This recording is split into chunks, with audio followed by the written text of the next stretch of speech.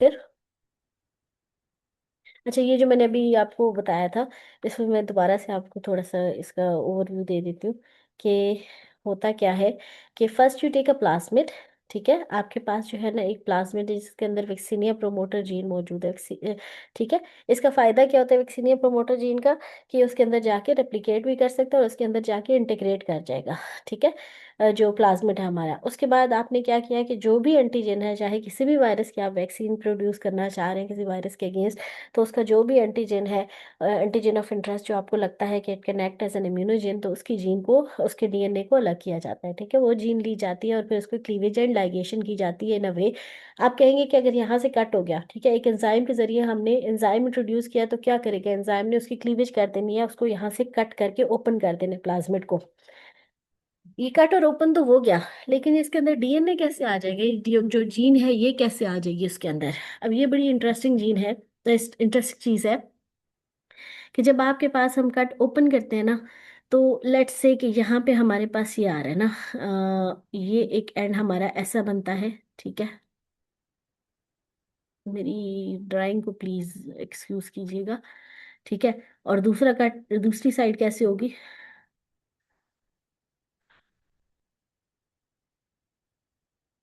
ठीक है।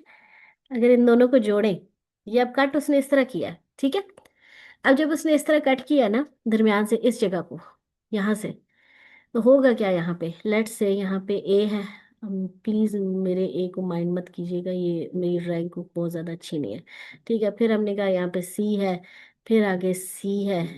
ठीक है, फिर आगे लेट्स से जी आ गया। ठीक है, इसका कॉम्प्लीमेंट्री क्या होगा? सी जी जी टी। ठीक है। तो ये जब होती है ना, ये जो आपके पास डीएनए है, इसको क्या करता है कि इसको इस तरीके से कट करता है कि यहाँ पे आपका आएगा टी।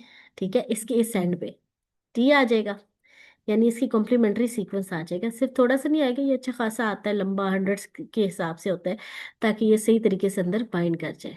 अब जब इसके पास कॉम्प्लीमेंट्री सीक्वेंस आ गया सामने से, तो क्या होगा? ये यहाँ पे बाइंड कर जाएगा। और सिमिलरली दूसरे एंड पे भी यही होगा। ये वाला पार्ट जो है दरमियान से खुला, इसके कम्प्लीमेंट्री आ जाएगा और इसकी कम्प्लीमेंट्री एक एंड आ जाएगा इस दोनों की तरफ से। ठीक है, जब आप सेम एंजाइम से कट करेंगे, तो आपके पास जो लैगिंग एंड होंगे ना, वो इसी तरह जो हैंगिंग एंड्स होंगे वो क्या होंगे? कम्प्लीमेंट्री आ जाएंगे। वो कम्प्लीमेंट्री आएंगे तो उसका क्या फायदा होगा आपको? कि वो इजीली ये डीएनए यहाँ पे इनकॉर्पोरेट हो जाएगा, इस जीन्स के जो एंड्स होंगे वो इजीली इसके अंदर इनकॉर्पोरेट हो जाएंगे। वंस ये जीन प्लाज्मिड के अंदर इनकॉर्पोरेट होगी है, तो यू टेक टिश्यू कल्चर, जो भी आप टिश्यू कल्चर लेना चाहते हैं, उसके अंदर आप क्या करते हैं? वैक्सीनिया वायरस को भी डाल देते हैं और इस प्लाज्मिड को भी डाल देते हैं। दोनों के इकट्ठे होने से क्या होता है कि नॉर्मल प्लाज्मिड्स की जब आप बनाते हैं ना कॉकटेल बना के, तो प्लाज्मिड्स या बैक्टीरियोफेजेस की कॉकटेल बना के आप इंट्रोड्यूस कराते हैं, तो वो इजीली एंटर हो जाते हैं। अब क्या होगा? ये प्लाज्मिड जो है ये सेल के अंदर इंटर हो जाएगा, और सेल के अंदर इंटर होते ही होमोलोगस रिकॉम्बिनेशन की वजह से क्या होगा कि ये इंटीग्रेट हो जाएगा इसके जीनोम के अंदर। Once integrated it through into its genome, we have a virus vaccine at our hands। ठीक है, जो हमारे पास वायरल वैक्सीन है, रिकॉम्बिनेंट वैक्सीन या वेक्टर वैक्सीन हमारे पास आ जाएगी, जो कि एंटीजन, जो भी हमारी पसंद का एंटीजन है उसको क्या कर रही होगी? एक्सप्रेस कर रही होगी। सो फार सो क्लियर। आप लोग क्लैरिफाई करेंगे तो मैं आगे चलूंगी।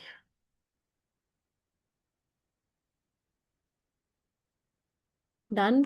मूव करूं या दोबारा से एक्सप्लेन करूं? जाग रहे हो या सो गए हो? जी मैम। जी मैडम। ठीक है मैम, यहाँ तक आपको मोशन। जो हैंगिंग एंड्स है उनकी समझ आ गई ना, कि हैंगिंग एंड्स क्यों होते हैं, और हैंगिंग एंड्स अगर होंगे तो वो किस तरीके से डीएनए जो हमारे पास है वो इनकॉर्पोरेट कैसे हो जाएगा। ठीक है, ठीक है। बस ये मैं आपको कंसेप्ट देना चाहती थी कि आपको ये अंदाजा होना चाहिए कि जब एक ही एंजाइम से कट किया जाता है ना, तो सिमिलर आपके पास हैंगिंग एंड्स आते हैं, और वो सिमिलर हैंगिंग एंड्स का ये फायदा होता है कि वो कॉम्प्लीमेंट्री होते हैं, और वो कॉम्प्लीमेंट्री होने की वजह से इजीली उस जीन को इसके अंदर इंसर्ट किया जाता है। अच्छा, लेट्स मूव ऑन। अच्छा, ये वही प्रोसेस है जिसको इन्होंने जस्ट टेक्स्ट के अंदर दे दिया है, ठीक है। Gene that encodes the desired antigen is inserted into a plasmid vector adjacent to a vaccinia promoter, जो कि पिंक में शो किया गया है, and flanked on either side by the vaccinia thymidine kinase gene होती है, ठीक है। इसके दोनों साइडों पे आपके पास टीके जीन्स आ जाती हैं। When tissue culture cells are incubated simultaneously with vaccinia virus and the recombinant plasmid, the antigen gene and promoter are inserted into the vaccinia virus genome by homologous recombination at the site of non-essential TK gene, resulting in a TK recombinant virus.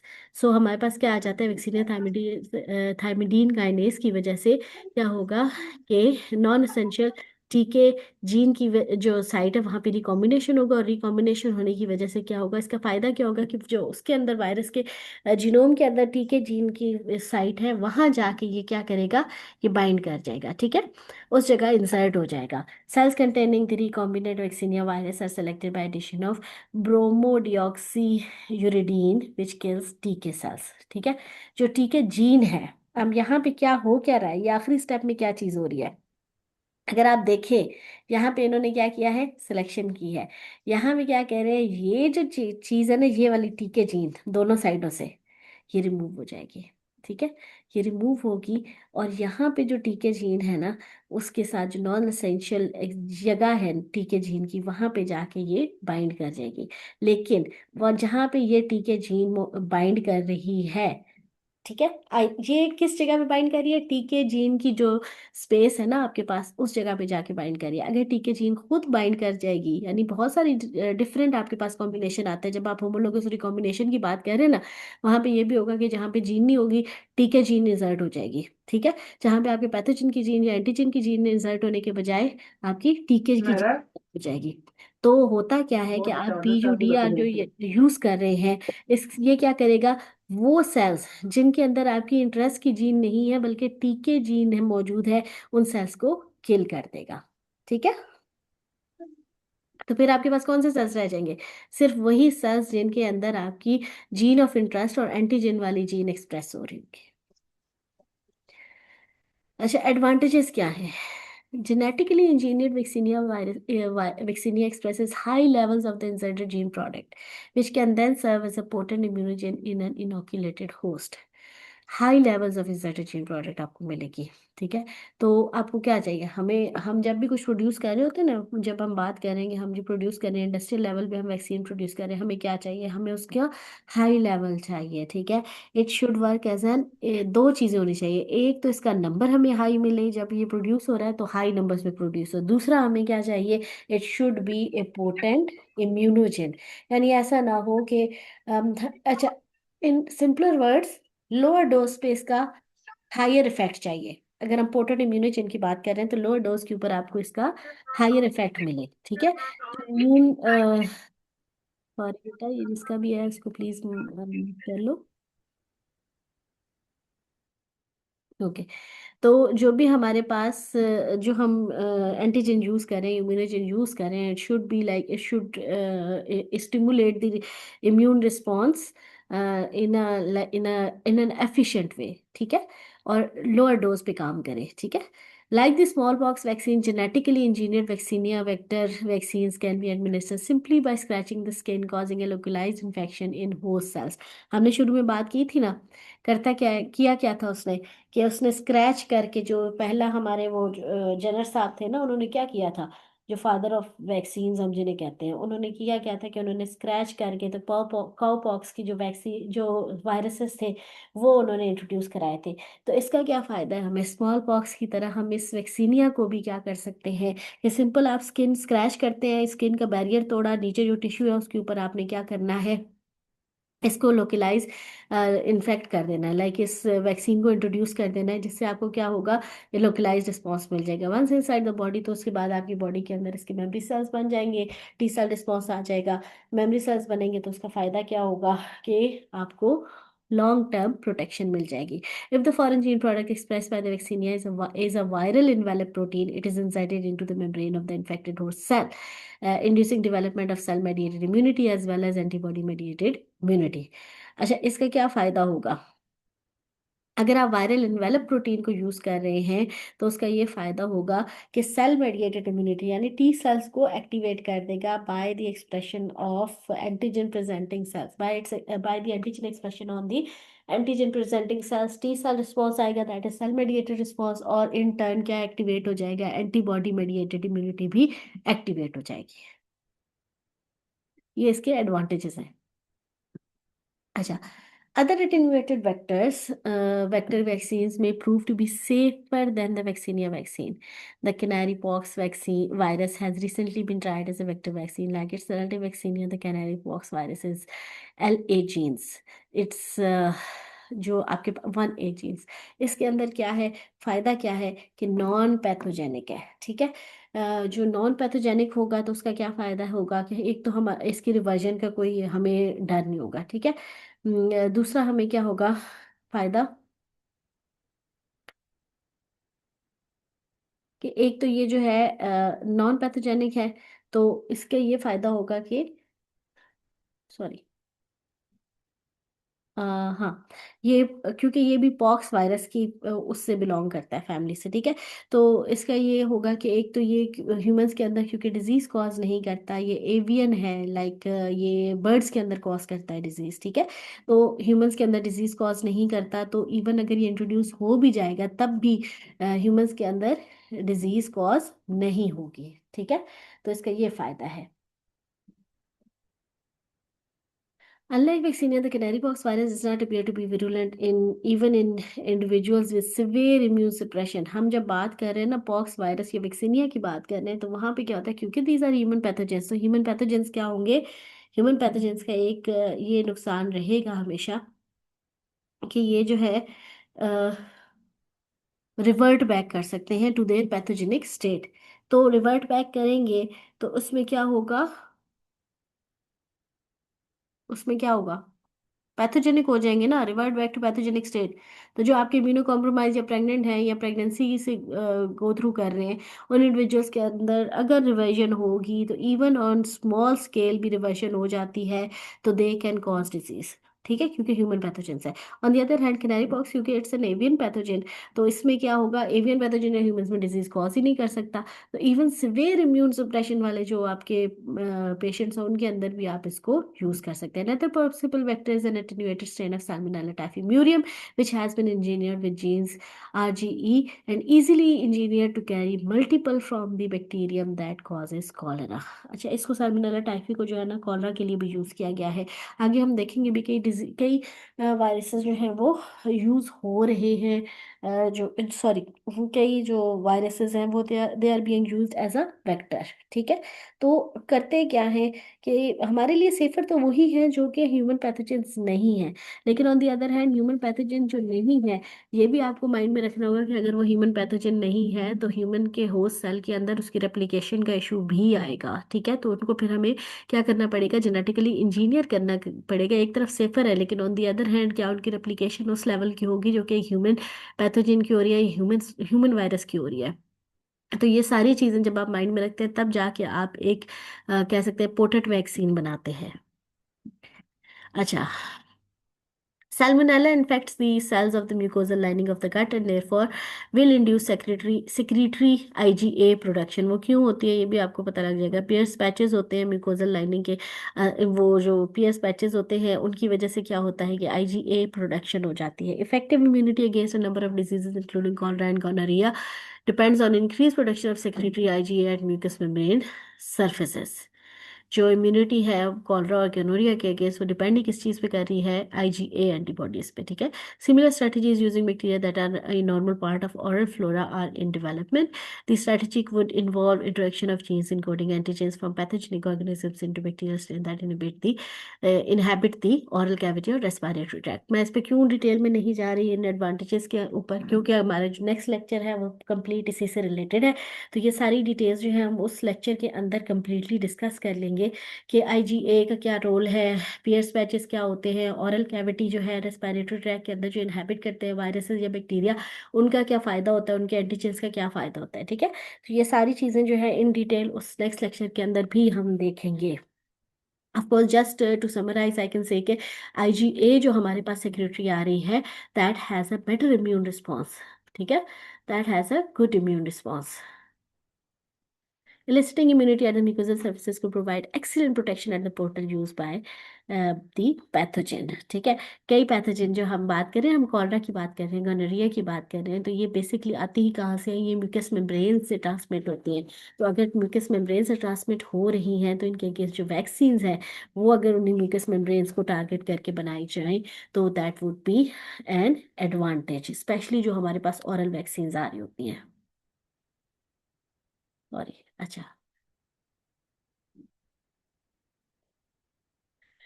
इसके disadvantages क्या है? एक तो इसमें genetic engineering involve है. तो we can safely से कि पहले हमने क्या करना है, हमने एंटीजन पे रिसर्च करनी है, फिर हमने उसको लोकेट करना है, फिर हमने उसको क्लोन करना है इन द लैब, और फिर हमने उसको एक्सप्रेस कराना है इन द वेक्टर को हमने एक्सप्रेस करना है, ठीक है, न्यू वेक्टर के अंदर, फिर उस वेक्टर को हमने रेप्लिकेट करना है, उसके लिए भी हमें सेल्स चाहिए. तो ओवरऑल जो कॉस्ट ऑफ द प्रोडक्शन है दैट इज़ वेरी हाई. ठीक है. तो उसके लिए फिर ये है कि अगर देखा जाए तो कॉस्ट इफेक्टिव शायद कह सकते हैं कि इतना नहीं है. ऑन दी अदर हैंड जो इसके एडवांटेजेस हैं, of course they are a lot more than these,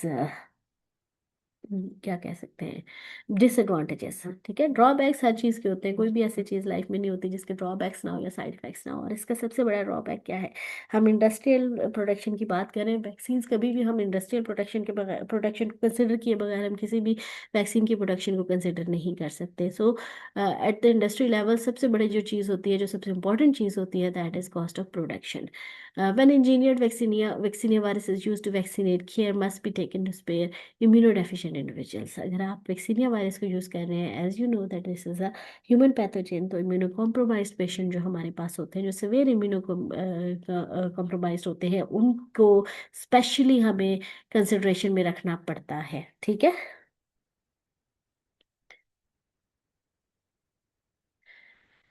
okay. Still a significant need for new vaccine. जैसे हम कहते हैं ना, हम एंटीबायोटिक की बात करते हैं, तो there will never be a time जहाँ पे हम कह सकें कि okay we don't need any more new antibiotics unless हम एंटीबायोटिक्स से किसी बेटर ट्रीटमेंट पे शिफ्ट हो जाए. सिर्फ एंटीबायोटिक्स पे डिपेंड करते हुए वी कैन नॉट से कि हमें मजीद एंटीबायोटिक्स की जरूरत नहीं है. Similarly, similar is the case with new vaccines. New diseases के साथ vaccines will always be in demand. ठीक है.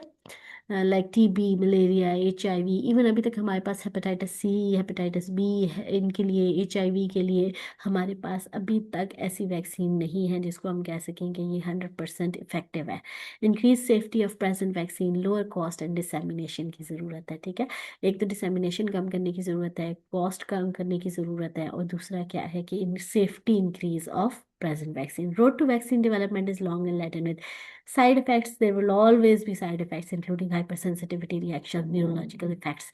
क्योंकि आप viruses के साथ काम कर रहे हैं, they can always mutate and they can always exhibit something that you are not expecting. ठीक है. Side effects are basically what? They're effects that are unwanted. So they will always have some kind of side effects. So we need to research more to eliminate them. Exacerbation of disease state, acquisition of disease state.